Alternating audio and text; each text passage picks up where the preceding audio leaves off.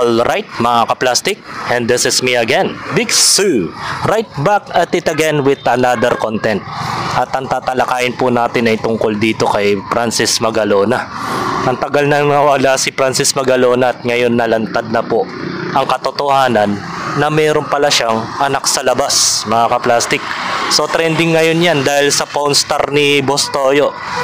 Baga kinabahan na rin si Boss Toyo bakit lumabas yung ganitong issue na nakasulat pa sa caption ay here are some Abigail Rait and Francis Magalona old photos na kumalat noong 2009 with their daughter Francesca Gail Magalona.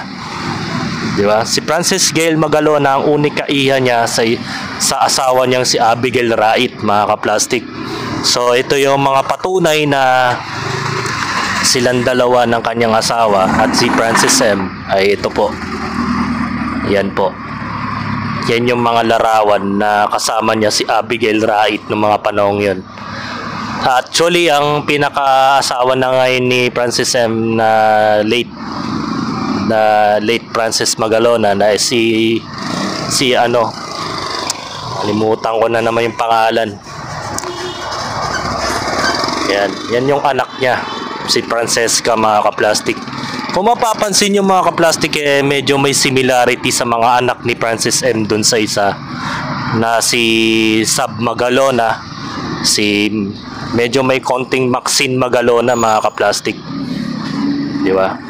Napakaganda ng anak ni Kiko.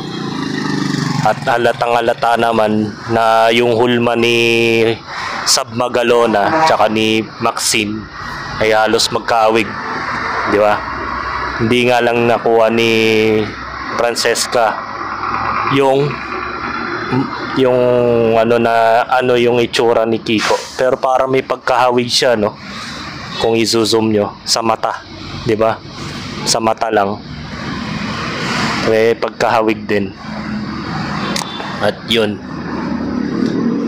Kaya lumabas yung issue na to mga ka-plastic dahil dito sa pawn star ni Boss Toyo. Ngayon panoorin natin yung video na yun mga ka-plastic. Sir! Saan nyo naman nakuha to? Kasi wala akong firma ni Francis eh. Meron na ngayon t-shirt. Ah, hindi. Nasa? Letter. Nasa letter yan. Yeah, that's me. Ah, ikaw to! Oh, talagay. Natakpan yung yung note. Pwede ko tanggalin kasi Pwede. Pwede. hindi kailangan ko makita lang lang. Kasi kung mabibili naman natin to, dahil kinikilabutan naman ako. Ah, Bibulihan, I love you so much. Hintay lang, ma'am. Bigla! Ano po to? Signature yan. Nasa card yan na kaya lang, ang tagal na. Nakalagay dito? Mwah, kiss. Mwah view. Mwah, you. Year 2007. Siguro hindi naman layunin na Abigail Rait na ilantad pa yung sekreto o yung relationship niya between kay Francis Magalona. Kasi alam mo kung bakit? Sinusubasta na niya yung kanyang remembrance kay Francis M. So wala namang masama doon. Unless kung sana hindi na lang pinablish ni Boss Toyo yung video. Kasi yan lang naman ang pinagmulan kaya lumaki yung issue. 'Di ba? Maraming nag-react kasi nga nagulat din mga ka-plastic na meron palang anak sa labas si Francis Magalona Pero hindi naman siguro layunin ni Abigail Rait yan na sirain yung relationship ng ngayong asawa na byuda. Nakalimutan ko yung pangalan nun So ipaki-comment nga po sa comment section yung pangalan ng asawa ni Francis Magalona.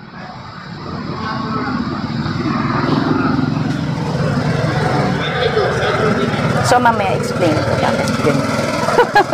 Ito may firma yung damit. Wala. Wow, sige. Wow. Hintay lang, mama. Medyo na-intriga ako dito. Abigail Han, I love you so much. Firma ni Francis M. Bakit po? So yun na nga. Grabe, tingnan mo. Oo, hindi lang. Grabe. Anong year? 2006 maybe or 7 din. 2006, no? Kaka-graduate ko lang yun. Mga ka-plastic. Yan yung mga panahong uso pa yung rap nun. Kalakasan ng Ghetto Dogs yan, yung Donggalo, tsaka ng Glock 9, Death Threat. Di ba? Mga ganong years. And there's a story behind this jersey kasi. Sige po. Ano po? Actually, untold story. Okay? Untold. Yes. So,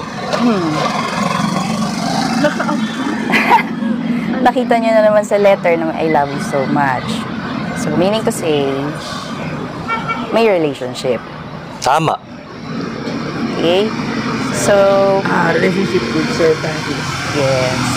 Ngayon, nung nagkaanak kami, buntis ako nun, syempre, Nagkaanak. And that's her. That's her. Sabi ko na Siya. That's her. Ano pangalan mo, baby girl? Gail Francesca. Yeah. Okay lang. Siya nagpangalan dyan, ha? Gail Francesca. Gail, Abigail, Francis, Francesca. So, siya nagpangalan sa kanya. Tama, di ba? Baga may mga claims din naman.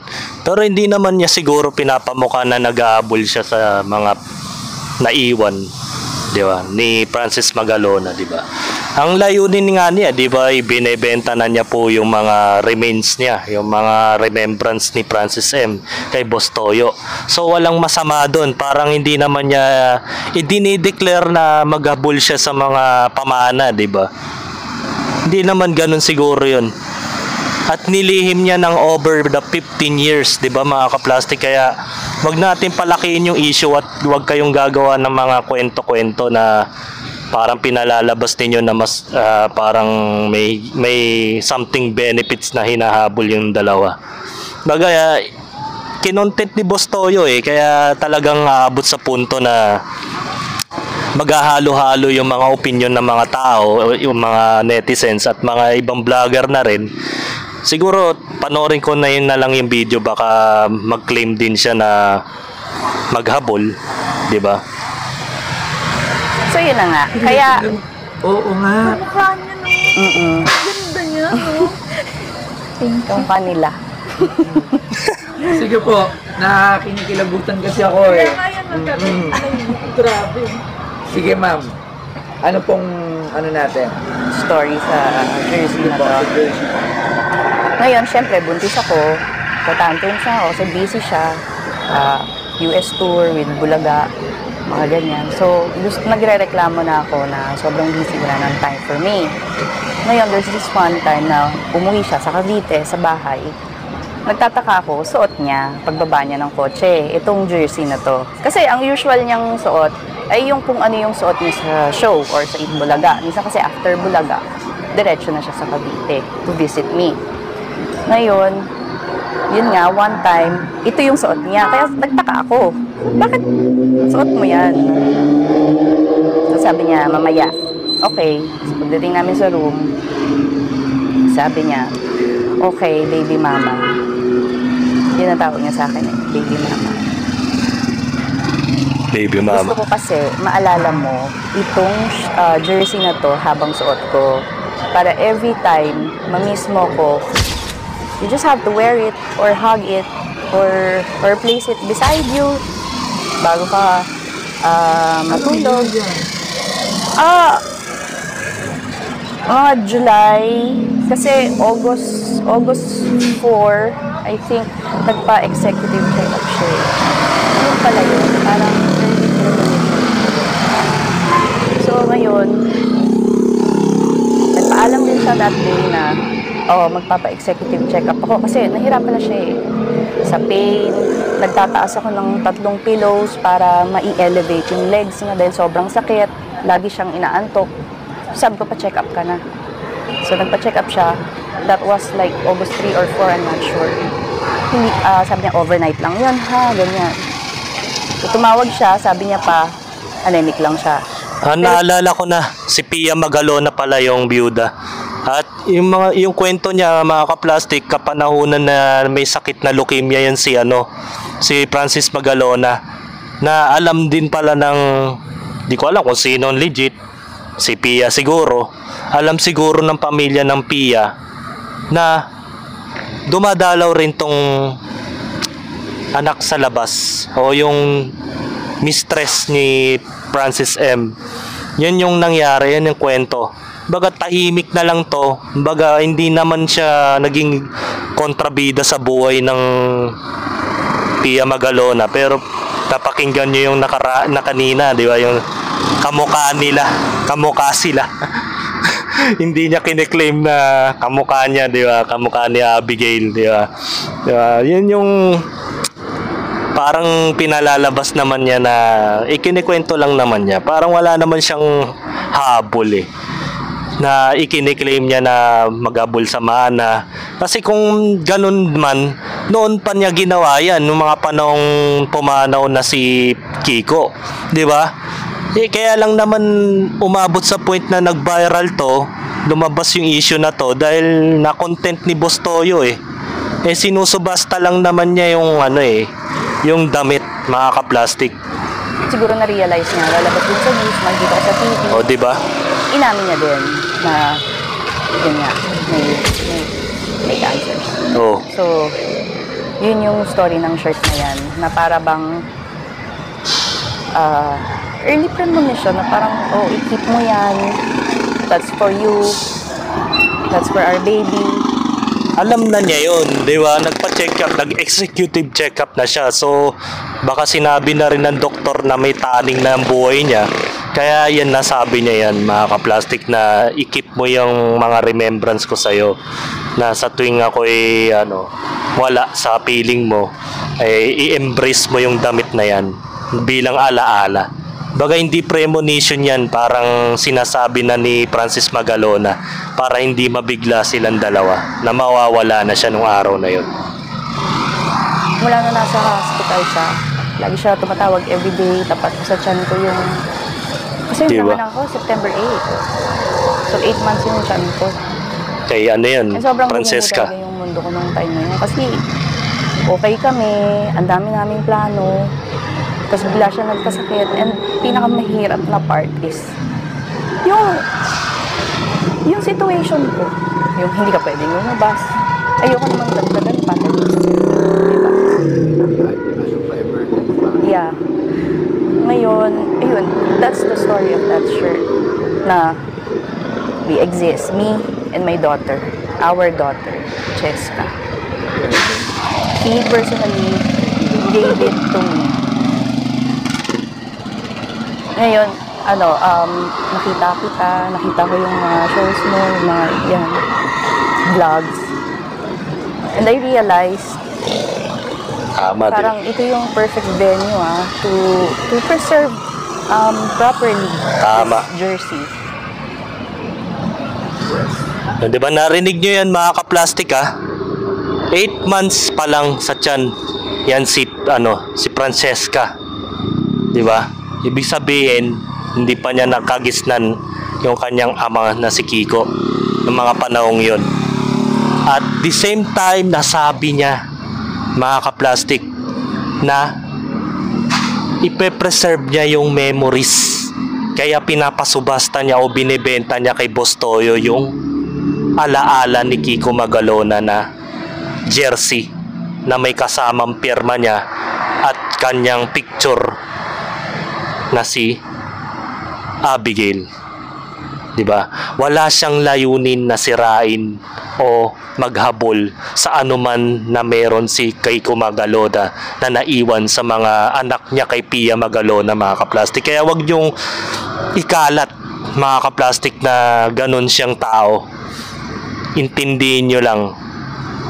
Kung tutusin, kung maaari nga lang i-request ni Abigail, Riyat ba yun? Abigail, na wag nang i-publish tong video na to kay Boss Toyo sa kanyang channel para hindi na lumala. Siguro naman naintindihan naman ni Pia Magalona yan kung mapanood man niya ngayon yan, na wala namang claims tong taong to. Ang layunin lang naman niya ibenta yung kanyang alaala para ma-preserve dun sa ni Boss Toyo sa kanyang sanlaan ng mga legendary na yan, yung mga pawn star niya. Di ba? Kaya mga ka-plastic, wag na nating palalain yung issue. Wag na tayong gumawa ng kwento na isipin nyo na nag-aabol tong taon to. Maganda yung ginawa ng babaeng to na si Abigail. At the same time, hindi naman layunin niya magpasikat, di ba? Ang layunin lang naman niya ay ma-preserve yung alaala nilang dalawa bilang mag-asawa. Yung nga lang, hindi legal. Hindi ko alam kung ano yung internal na kwento niyan, kung paano sila naghiwalay o paano sila ano ba talaga yung status nila nung araw na yon, kung naghiwalay ba sila. Pero ganun pa man mga ka-plastic, naging maganda yung resulta. May biniyayaan siya ni Francis Magalona ng isang unikaiya na mabait at maganda pa at kasing talent din daw ni Francis M. Hanggang dito na lang ang aking opinion. Sana maintindihan nyo na hindi lahat ng mga kabit ay nag-i-interest sa pera o sa naiwang pamana. May mga tao talagang biktima lang ng tunay na pag-ibig, diba? Kaya nga victims of love eh. Maraming nabubulag. Pero bandang uli, hindi nagiging kayo sa forever. Diba? Walang forever mga ka-plastic. Hanggang dito na lang ang aking opinion. And this is me again, Big Sue. Lagi nagsasabing ang mga plastic ay matagal mabulok dahil ang mga plastic ay toxic. Kaya, what's up mga ka-plastic? And this is Combid commentary video ng video live stream. Signing out. Alright. Mga ka-plastic, kung nagustuhan nyo ang aking video, isubscribe nyo lang ang aking channel. At the same time, i-hit nyo rin ang notification bell at yung all para ma-notify kayo sa aking susunod ko pang video sa aking YouTube channel. Maraming salamat po mga ka-plastic.